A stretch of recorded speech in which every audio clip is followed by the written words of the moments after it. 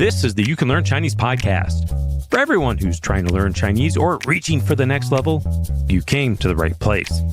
I am your host, Jared Turner, and I'm over 40 years old and I've never used essential oils, which makes me wonder, just how essential are they? My co-host is John Pasden, and he told me binary is as easy as 1, 1, 0, 1, 1.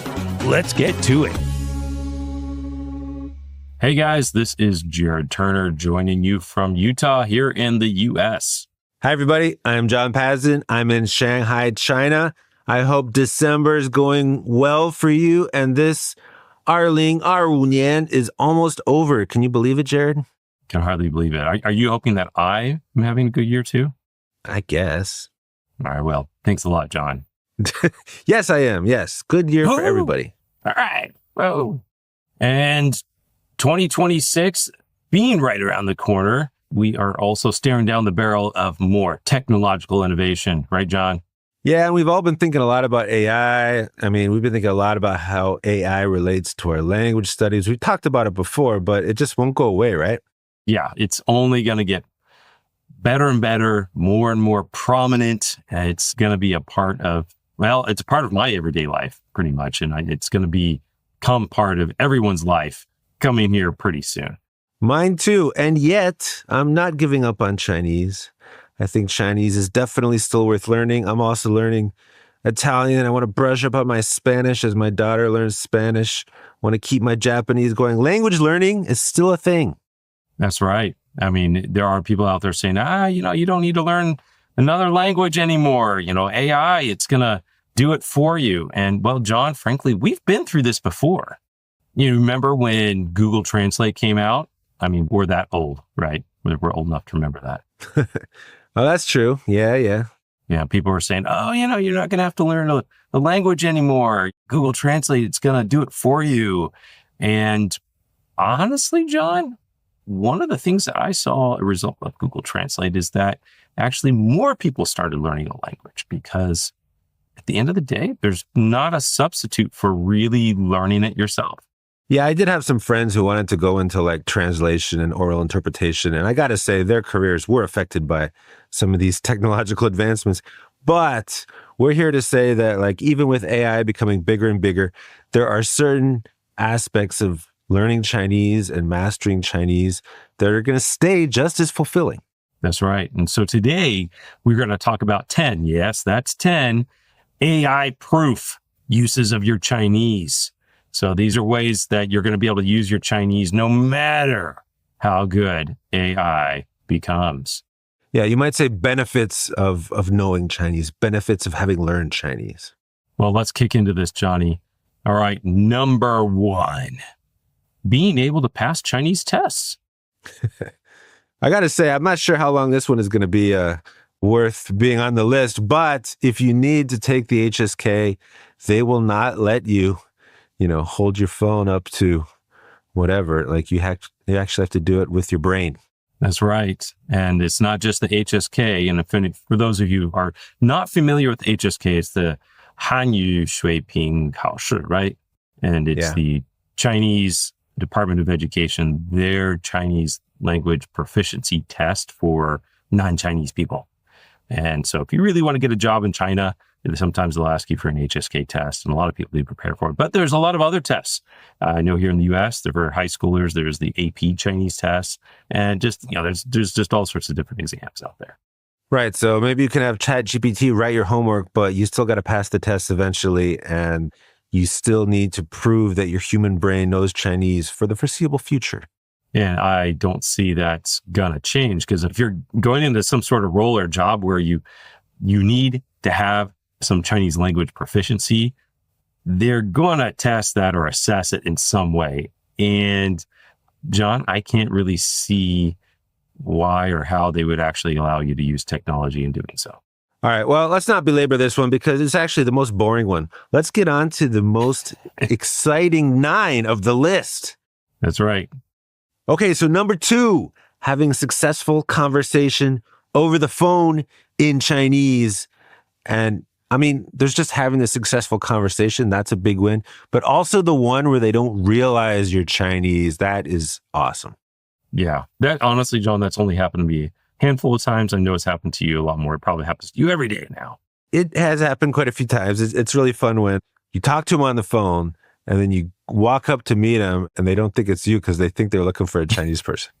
That's a good feeling. That's happened to me talking to, it's like a taxi driver using the app and calling them over, and I'm telling them where to come. And then I walk out and they're like, this guy's like waving me off, like, no. I'm like, no, it's me. I'm pulling my phone. He's like, no. And I opened the window and he opens his window and start talking to him. And I'm like, look, it's me. And it's like, hold on. Granted, I don't think you're going to have a lot of conversations over the phone, except maybe you're in China. And I think one of the benefits of, talking about this is that, hey, this is a spontaneous thing. Usually like impromptu phone calls, you don't plan them. I mean, they're impromptu, they're spontaneous, and you got to be ready to speak. Yeah, so it's just one of those feelings when it's all paid off. And there are going to be voice messages, there are going to be all kinds of communications in the future. And, real-time communication, when it works, it feels great. All right, John, number 3, being able to make sense out of Chinese characters without any technology. So maybe you're that guy that can tell what someone's tattoo means without taking a photo of it with your phone first.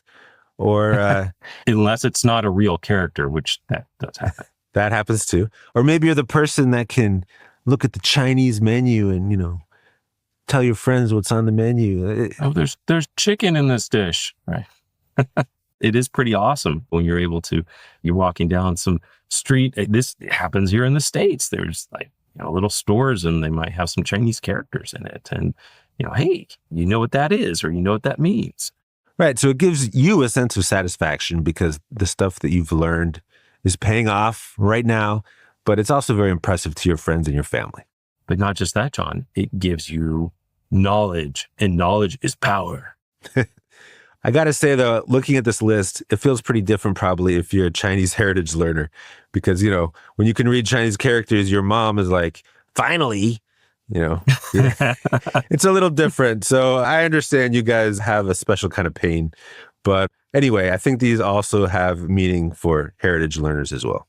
Okay, so number 4, being able to help someone else with their Chinese. I find myself doing this quite a bit these days, John, but my situation is such that where my kids are in Chinese language dual immersion programs, and I find myself helping them with their Chinese quite frequently. Yeah, I help my son with his homework too, and it's kind of annoying sometimes though, because he just treats me as a dictionary. It's like, what? Just look it up, man. I get that too. Yeah, but it's more satisfying when it's like a beginner learner or an intermediate learner and they're navigating one of the difficulties that you've gone through. Yeah, it's really nice. I experienced this quite a bit last year. It was 2024 in July. I went to China, and actually I did do a podcast. I interviewed a bunch of the kids that were on that trip. Specifically, there was one of the girls where she felt very self-conscious using her Chinese, and so in being able to help somebody, it wasn't also just like being able to, hey, provide them with a little bit of Chinese instruction or whatever. But it was kind of like the coaching. It was like, hey, she's like, my Chinese is terrible. Yours is so much better than mine. I'm like, of course it's terrible. So is mine. All of Chinese is terrible. You just got to get out there and speak terrible Chinese before you're going to speak any decent Chinese. And so she kind of took that to heart. And it was wonderful to see her out there just going ahead and just trying and making mistakes, but trying nonetheless. And being less and less terrible with every passing moment. Yeah, that's right. That's right. Also, I've done this quite a bit too. And I know you, John, just basis of wealth, you're AllSet Learning there. But, coaching or helping people in situations and saying, oh, you might want to think about using this word or approaching it that way. Yeah, for sure. You might even make a podcast about it. But that leads us to number 5. Being able to handwrite some characters and blow people's minds. You do that a lot, Jared? No, but I have. I say, Chinese characters to people who don't know Chinese or anything, they look like spooky animals, because that's how they looked like to me when I first started learning. And so it's like, those things are so crazy that's like an alien language or something. And then when you can handwrite a character, people are like, whoa! It's mind-blowing. And I'm going to promise you, AI cannot do that for you. I got to say, this one feels a little bit like a cheap party trick. Unless you really put in all the time and the effort. Like we were talking about not being able to be identified as a foreigner on the phone, that's because you put in so much time and effort into your pronunciation. Now, some people might care less about having an accent, but they want to be able to write, like a master. And so if you put in all that time and effort, then you really will blow people's minds with your calligraphy. But I'm going to note, John, in this number 5 here, it says being able to handwrite some characters. Oh, like E and R and San. Okay, yeah. I know people who know no Chinese who can also write those 3 characters. So, but all right, that doesn't blow minds. Yeah, that doesn't blow minds. And so, yeah, well, I'll put this caveat, some characters, because we're not advocating per se being able to fluently handwrite characters. As we always say, John, right? Handwriting Chinese characters is a separate skill in and of itself. And it takes immense amount of practice and repetition to really be fluent at handwriting. And you don't have to handwrite characters or be able to fluently handwrite characters, be able to speak or read the language or type even. Yeah, so we've covered that topic before, but it's definitely worth it if that's your thing. All right, but let's go on to number 6, okay? Number 6, you can communicate even when your phone is dead or when there's no internet. And I got to tell you, Jared, I've had this experience just recently when I went to Italy for the first time, and I had everything I needed on my phone, my dictionary, my address that I was going to stay at, like everything was on my phone. And my phone was almost dead as I was arriving. And then I discovered that I did not have the right kind of adapter to charge my phone. Oh. That is a special kind of terror. And, I was in Italy. It's not that foreign. I can only imagine if I was going to China for the first time, how terrifying that would have been. Yeah, I can agree. This comes back to something people have seen as themes of movies over decades really of, you got this new startup guys using all the best technology or whatever. And, and trying to best the old grizzled veteran, right? And the old grizzled veteran kind of wins out over technology. And that may not be the case in every situation, but there are some times where technology will fail you, malfunctions, or you got connectivity issues, or your phone's dead, whatever that is. And you just can't use it. And when that happens, you got to fall back onto your own human skills. Yeah, it turns out your brain can actually be a pretty decent backup for your phone if you've got anything in it. Who knew? All right. Number 7, the satisfaction of reading a book in Chinese. Now, this is something a little bit close to our heart, John, because you don't have to wait 5-10 years down the road before you read a book in Chinese. There are these amazing books called graded readers. And if you've been learning Chinese for a little while and can only read like 150 basic characters, you can read a book in Chinese. That's right. And we're talking about an actual book. It's not like 2 pages. You feel like you've read a whole book because you have. And for some of us, if we started studying Chinese like 10 years ago, you might not have ever encountered a graded reader in Chinese. And you had to put in so much time and effort to just read an actual book. And you might have been crying tears of joy and pain as you made it through the last page. But it is nice that the bar is a bit lower now because it's very encouraging to be able to read a story and understand it and enjoy it for the story. And I remember when I first read a book in Chinese, it was mind-blowing to me. I was like, wow, I actually did that. And I understood it. It's such a big deal. And so, this is our plug for Mandarin Companion, because that's what we do, right? That's one of our big things at Mandarin Companion. We produce a series of Chinese graded readers. But I mean, we hear from readers all the time. I talk to teachers all the time. And how motivating it is to learners when they actually read a book in Chinese. It oftentimes can give them, new energy and impetus and reason and purpose to continue reading, because Chinese is one of these languages where you really got to put a lot of time before you can almost seemingly do anything with the language. And so being able to have a win like that at a relatively early stage, it's not beginner stages, but definitely an elementary stage, you can start reading books in Chinese, and it's pretty awesome. And actually, Jared, I've had a pretty cool experience of sharing a graded reader with someone who's no longer a beginner or elementary learner. Maybe they're an intermediate learner, and they're just used to the hard going, gritting their teeth and looking up 10 characters a page, as they make it slowly through a story. And then you give them one of these easy stories and they're like, oh, this is too easy for me. And you're like, well, just try reading it. And then it's like a revelation because they've never been able to easily read anything, even though they've been studying Chinese for years. And it's just so refreshing. That's a big deal, and this slight tangent again on this, but there's individuals just like you're describing, like, okay, let's say they were having like intermediate or even somewhat advanced, but they've never fully read a book in Chinese. And I've even sometimes given books to individuals like this and say, well, yeah, go ahead and read. And they can read it, but their reading speed is very slow, because they haven't read a lot, like in literature, if you will, in Chinese, because it is still too difficult. And so, that it's not just enjoyable, but it actually can help a lot with, reading speed and moving, helps them progress further in your Chinese. All right. So it's very special the first time, but it continues to be useful. So keep that in mind. Mandarin Companion, Chinese graded readers. Okay. So number 8, identifying where someone is from based on their accent. Now, this isn't something that you're going to do, after a few weeks of studying Chinese. It's going to take a while. But this isn't something that AI is currently helping with very much. And anyway, even if AI did it, who's going to be impressed by that? When you're actually talking to someone and you're like, oh, are you from Hunan? Or, oh, are you from Beijing? Like, it actually establishes a connection. That's right. And I think the easiest one to identify straight out is the Dongbei accent. That's up there in the northeast Beijing area. And that's where they talk like pirates are. Thought they talk like pirates in Beijing, man. That's right. That's right. But different kinds of pirates. So yeah, the Arhua is where you get that up in that area. But yeah, it's great because I think for me, I can definitely identify that accent. And oftentimes I can identify, someone from down in the south in the Guangzhou area. You're definitely going to be better at it, John. You've just had a lot more exposure to that.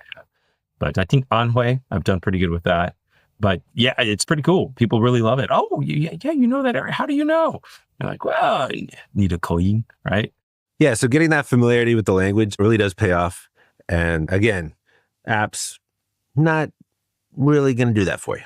Yeah, John, I imagine that some apps would be able to pick that up. But from what I have seen on some of the bots and things, it's like you maybe select, this voice to text or whatever that's maybe more specified for your accent.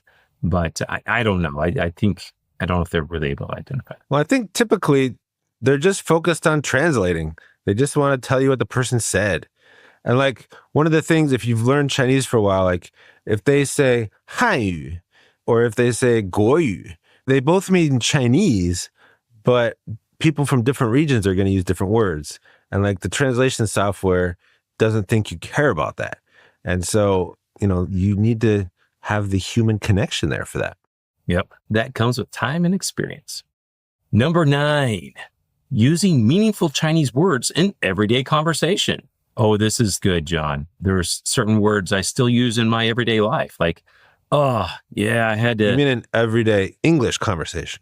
Yes, everyday English conversation. So I'll be like, oh, I had to go do this today. It was so mafan. So you're using this with people that understand Chinese or that don't understand Chinese? Usually people that understand Chinese. And sometimes it, it slips in whatever conversation, but it's kind of like, oh, mafan, or, hey, can I go do this? 可以, or whatever. Just using some everyday Chinese words in everyday conversation. Yeah, like here in China, even if you're speaking in English with Chinese people, you're still going to use words like 高考 or 户口 or like some of these Chinese words that it's just not convenient to try to translate. And the fact that you know the Chinese, especially if you get the tones right, it just makes the conversation deeper. Like you're not only speaking the same language, but you're speaking the same culture. Yeah. And I will say that, even so, it's fun to use these as well with maybe someone else who's learning Chinese, or at least, they have some sort of exposure and they can kind of learn this. Like, one of our assistant, Chad, who was with us many years, I would use Mafan with him all the time. And so he actually started using it too. It was kind of funny. He doesn't speak Chinese, so. Okay. And now we're at the last one, number 10. And we've kind of touched on this a little bit with some of the others, but the number one reason why learning Chinese and speaking Chinese is AI proof is that when you're speaking Chinese with real people, you're making real human-to-human connections, and that matters. Absolutely matters. And John, with all of our advances in technology, I've taken a little more interest in some of these guys, the futurists. They kind of, thinking about, hey, what's the future going to be like? And I've followed some of these guys. The singularity, yes, But something I have noticed from almost all these guys, they're talking about this, is that there is that basic human need for connection and human to human connection. And don't think that that's ever going to go away. Or if it does go away, it's going to bring problems. And every time you bring it back in, it's going to improve things. Absolutely. And so Chinese or whatever, even learning some other language, right? That allows you to make those real human to human connections. And if you've got a layer of technology in between the two of you to communicate, it's lacks. You're not going to have that same level of connection. Yeah, this reminds me of some of the conversations I've had with my clients at AllSet Learning. Like a lot of the times my clients are in kind of management roles. And I was struck by the people that really put in the time and effort to learn Chinese. They think differently. They'll be telling me about their job and how they do all their meetings in English and, all their management in English. And it's like, so why do you even need to learn Chinese? And they'll often tell me something like this, like, well, a lot of the people, they're kind of junior staff. They don't feel that comfortable speaking in English very much. And we have one-on-ones. And I find that if I can speak to them in Chinese during our one-on-ones, then they feel more comfortable and they'll open up to me. And like I can help kind of mentor them and bring them up in the organization. And like it just helps the whole team. You hear stuff like that all the time. Something that comes to mind is I have a guy I know, and he lived in Hong Kong. And he worked for Hong Kong Disneyland there. And he's a guy real focused on, connecting with people. And he was one of the park managers. And he specifically learned Cantonese. And I remember as talking to an associate of his, and he says, how do you describe him? He says, everybody, all those employees thinks he could like walk on water. He's the most amazing guy. Why? I mean, he had a lot of great qualities, but one critical thing is that he actually learned the language. And because he learned the language, he was able to employ all of his other talents because he could speak Cantonese. And he was able to, be very effective in leading and managing his teams. And so I think all these situations, John, I think if they had to rely on AI to communicate, AI or technology or whatever it is, and you had some earpiece or whatever, you wouldn't have that level of human-to-human connection. Yeah, and remember, these things are kind of additive, right? So when you're talking to someone and then you feel connection with them, then the way you reply is different. And then when you reply in a certain way, it feels like exponential. It's not just like slightly better, One of my, I think, most interesting examples about this is actually you, John. And, you are married to a female who is Chinese, yes? Yes. Now, how would that relationship be if you had to rely on Google Translate or AI or something to communicate? Well, my wife told me on our first date that if I couldn't speak Chinese, she wasn't going to bother to try to communicate with me because it would be too mafan. And so I'm fortunate that I had put in the effort to learn Chinese because, she was the one for me. And she speaks English quite well, too. But I think that it's interesting because if you didn't speak Chinese, not only would she have even considered you an option, right? But there's no way that you would have even developed the depth of connection with her if you didn't speak Chinese. Yeah. And it's not to say that, you can't have a deep relationship in one language, but, it definitely shows a certain amount of commitment and effort when you make that effort. And then you can also uncover new sides to each other, as you navigate the other person's personality in multiple languages. I think it's really cool and interesting. I think it's fascinating. And this aspect here of making real human-to-human connections, that is something that, okay, AI or technology, it can definitely help you make more connections, but it's still not a substitute for that very personal connection you can have if you're able to clearly and effectively communicate on your own volition using your own brain in Chinese. Yeah, so the AI is going to help you make connections faster, more broadly. But if you want that depth, yeah, it's got to be human to human. Well said. All right, well, we hope that we've provided some food for thought. 2025 is wrapping up, but another great year for learning Chinese is coming, and we hope that you do crave this depth of human connection like most of us do. That's right. Or maybe you just want to impress people with a party trick by handwriting Chinese characters. Or maybe you just want to hole up with a book or, a TV series and just consume media. Or maybe you just want to pass that test. That one test that you've been waiting for. HSK. HSK. No. Heaven forbid. I mean, if you got to, okay, I get it. But, if you don't need to, why take it? It's just, yeah. All right. Anyway, guys, have a great new year, and we'll see you again in 2026. We'll see you there. You have been listening to the You Can Learn Chinese podcast. I'm Jared Turner, co-founder of Mandarin Companion, alongside my co-host John Pazin, co-founder of Mandarin Companion, founder of AllSet Learning, the Chinese Grammar Wiki, and Sinosplice.com. You got a Chinese learning story? We want to hear it. Head over to our website. You can apply to be featured on the show. If you like today's episode, hit that subscribe button and share it with a friend. It's the best way to help us reach more Chinese learners. You can also leave us a review on iTunes. We love hearing from you. Or come connect with us at mandarincompanion.com and follow us on Instagram, Facebook, and Twitter for more tips, updates, and good times. Want a fun way to boost your Chinese? Grab a Mandarin Companion graded reader available on Amazon, Apple Books, Google Play, or wherever you get your books. Apologies to John Cena, we just ran out of time. The You Can Learn Chinese podcast is produced by myself, Jared Turner, and is edited by Jasper Chua. And of course, a big thanks to my co-host, the man, the myth, the legend, John Paston. See you next time.